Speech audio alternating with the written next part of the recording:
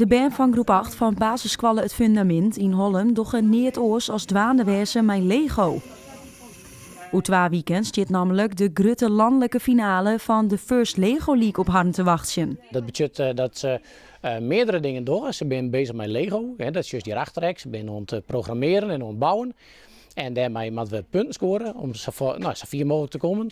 En beneden zijn ze bezig met het project Paaseiland, want dat is het tweede onderdeel van de Lego League. En dan mast een probleem wat er is op de wereld. Wij gaan dan, het thema is archeologie, dus wij gaan kozen voor Paaseiland om dat probleem op te lossen. En daar is juist dat de rest mee dwaan is. Wij programmeren de robot om missies te doen. En als dat lukt, dan krijg je punten. En zak is die wedstrijd winnen. Wij leren heel veel over Paaseiland. We hebben een professor in de klas gehad die met Paaseiland bezig is. En we maken een krant en hele mooie dingen allemaal.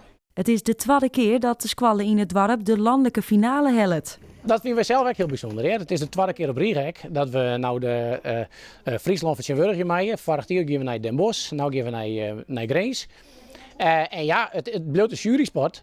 Dus blijkbaar doen we iets wat de jury heel goed vindt. Ja, ik hou gewoon van Lego. Ik vind het mooi om te doen. Wij wisten ook nog niet veel over. Dus wij leren heel veel over Paaseiland. Nou, ik heb er zin in. Ik zit er wel uit, ja.